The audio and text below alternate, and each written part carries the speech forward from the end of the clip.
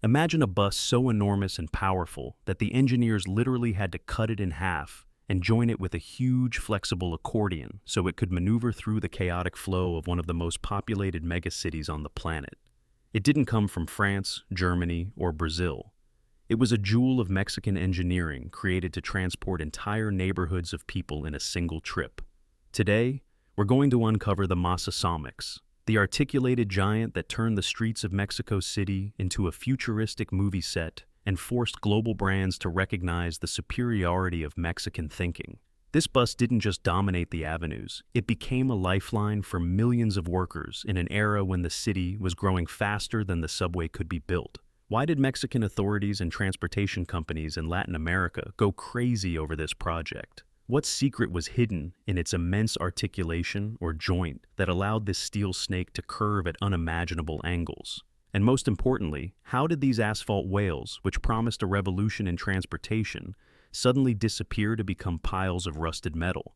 Get ready, because the story of the MASA-Somex will make you see what the Mexican industry was creating in the 1980s in a whole new light. Before we start, if you're interested in these investigations about engineering and forgotten history, subscribe to the channel and hit the bell. Your support helps us find these rare documents and restore the truth. And now, let's get started with the story of the MASA-Somex. Fact number 1, the birth of the articulated giant. In the late 1970s, Mexico City was suffocating. The population was growing like an avalanche, and conventional buses could no longer keep up. The company Masa Mexicana de Autobuses S.A., in alliance with Somex, presented a solution that shook the market. An articulated bus over 18 meters long. It wasn't a copy of Western models. The engineers created a structure capable of withstanding the extreme load of Mexican roads and the constant operation of the engine at its limit in the high-altitude conditions of the plateau. Fact number 2, the accordion as a work of art. The most complex element was the articulation system. Unlike its European counterparts, the Mexican joint was designed so the bus could handle steep climbs and sudden level changes, typical of the city's mountainous areas. It was geometric magic. The rear part of the bus followed the front one's path perfectly, allowing this 18-meter monster to take curves that only compact cars could manage. Fact number 3, MASA-Somex S2000, the whale. One of the most legendary models was the S2000, nicknamed the Whale. Its design was monumental, with huge panoramic windows, a high ceiling, and aerodynamic shapes. It looked like a spaceship on wheels. This nickname wasn't just for its size, but for its incredible capacity. When this bus hit the route, it seemed to swallow up the entire crowd waiting at the stop. Fact number 4, the power of Detroit diesel in the heart of the city. To move such a massive thing packed with 200 passengers, you didn't need a simple engine, but a beast. Most MASA-Somex models were equipped with the legendary Detroit diesel engines. Their sound was unmistakable, a heavy metallic roar that announced the giant's arrival from several blocks away. It was the sound of Mexico's industrial power, capable of dragging dozens of tons uphill without gasping. Fact number 5, a capacity that bordered on madness.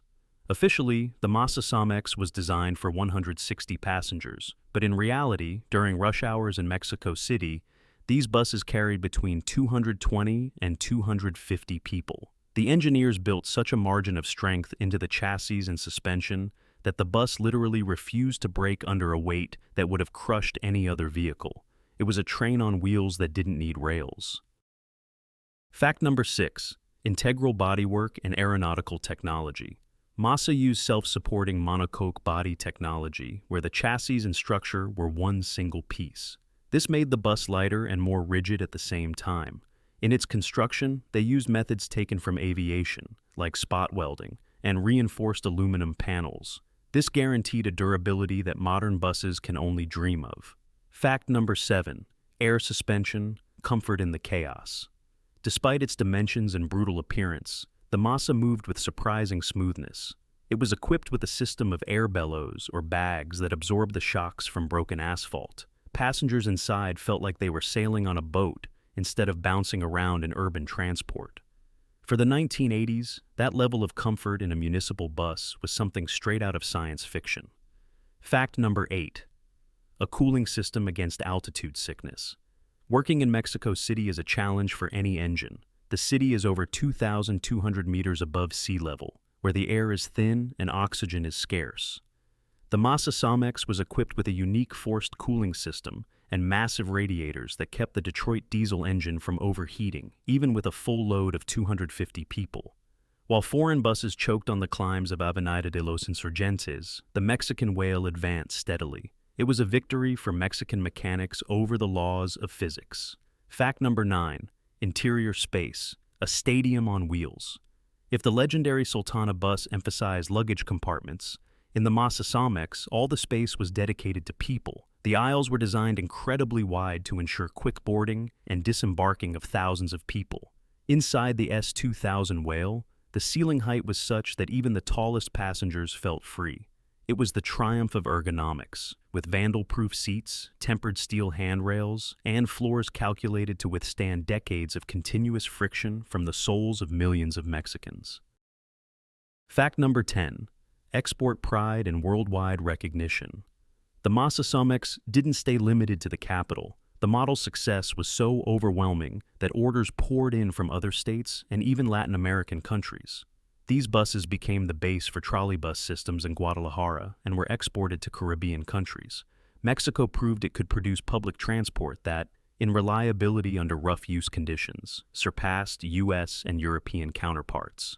It was the moment when the Mexican flag on the side of a bus meant indestructible quality. Fact number 11. The era of Ruta 100, the golden age of the giants. It's practically impossible to talk about the MASA-Somex without mentioning the legendary state-owned company, Ruta 100. It was the most powerful transportation network in the country's history, and the MASA-Somex was its flagship. Those yellow and gray accordions became the visual code of 1980s Mexico.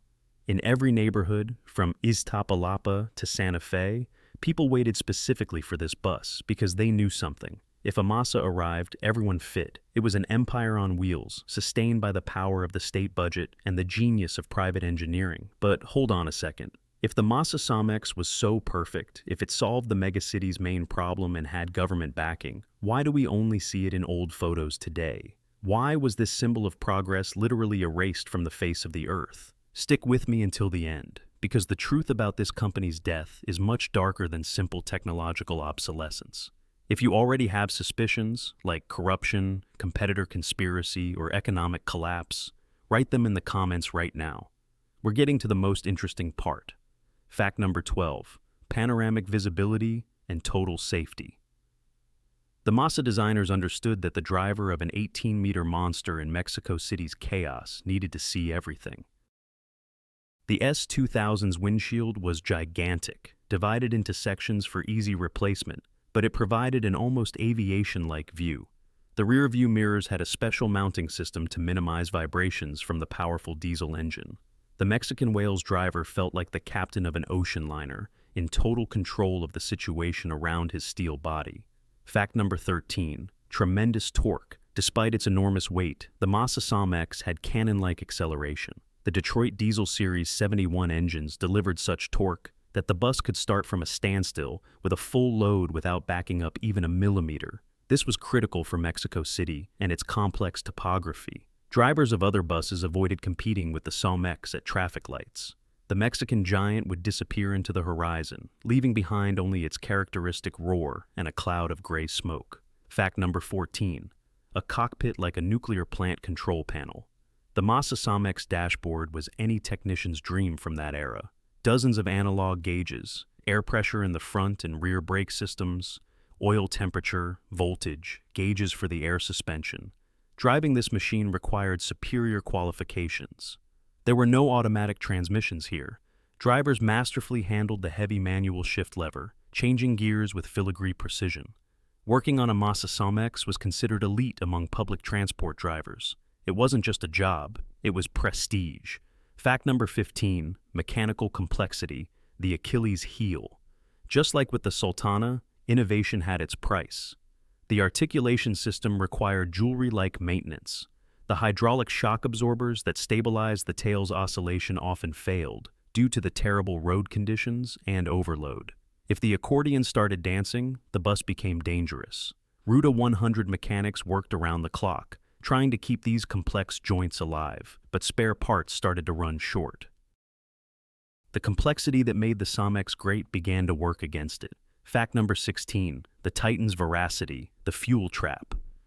With the arrival of tough times for the Mexican economy in the early 1980s, maintaining the MASA-Somex fleet became a financial puzzle. The Detroit diesel engines, which gave the bus incredible power, had a truly whale-like appetite. When diesel prices skyrocketed after global energy crises, operating these articulated giants started costing astronomical sums. The huge weight, constant traffic, and need to haul hundreds of people demanded liters of fuel every minute.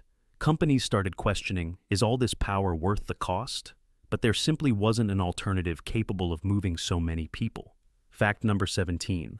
The fall of Ruta 100, the fatal blow. If the Sultana was brought down by competition with the state-owned company, the MASA-Somex was killed by the death of its main client.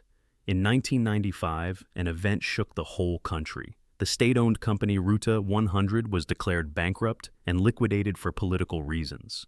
It was a real conspiracy. Thousands of MASA-Somex buses were left overnight without maintenance, spare parts, or legitimate owners. The city's gigantic transportation artery was cut off abruptly. The privatization of transport led to small, dangerous, and inefficient microbuses replacing the reliable Mexican giants. It was a degradation of service disguised as reform. Fact number 18. The end of the Mexican era. Absorption by Volvo. In the late 1990s, bled dry by economic crises and the loss of domestic orders, the MASA company could no longer resist global players. In 1998, the legendary Tultitlán plant was bought by the Swedish giant Volvo. The new owners recognized the quality of Mexican developments, but their goal was to impose their own standards. The soul of the MASA-Somex, that Mexican audacity and adaptation to local chaos, began to fade. Mexico went from being a creator of unique machines to an assembly plant for European designs. In fact, Volvo's purchase marked the end of large-scale independent Mexican bus manufacturing. Fact number 19. Cemeteries of rusted whales. After Ruta 100's liquidation, hundreds of MASA-Somex articulated buses were abandoned in massive vacant lots in Iztapalapa and other areas of Mexico City. Their aluminum and steel bodies proved too complex to scrap quickly. These places became real whale cemeteries, where once futuristic machines were slowly devoured by dust and rust. Some were turned into mobile libraries or classrooms, but most stayed there rotting, as a reminder of the times when Mexico built the transportation of the future. Seeing these majestic machines in such a state is real pain for anyone who understands their value. Fact number 20. An unrecognized engineering masterpiece. Today, experts and collectors recognize it. The MASA was the pinnacle of urban transport development in Latin America. It was decades ahead of its time. The BRT systems, bus rapid transit, that we see around the world today actually use the concept that Mexican engineers perfected in the 1980s. It's proof that Mexican engineering could set trends in world capitals. The Somex Group and MASA engineers created not just a bus, but a symbol of how technology can serve the people. Unfortunately, this symbol was sacrificed on the altar of political convenience and greed. Epilogue. The MASA wasn't just a means of transportation. It was Mexico's attempt to declare itself a technological power capable of solving a megacity's most complex problems on its own. While Trailers de Monterrey conquered the highways with its Sultana, MASA conquered the cities. They are two sides of the same coin, the golden age of Mexican industry that was ruthlessly interrupted. The tragedy is that today Mexico imports most of its buses from Brazil, China, or Europe, even though we had all the blueprints, factories, and talent to supply the entire continent ourselves. The story of the MASA-Somex teaches us that progress isn't just blueprints and metal. It's also the political will to defend what's ours. The disappearance of this giant showed us how easy it is to destroy what was built over decades. But as long as we remember that Detroit diesel sound and the whale's silhouette, the story isn't over. We're obligated to remember what we're capable of when we believe in our engineering genius.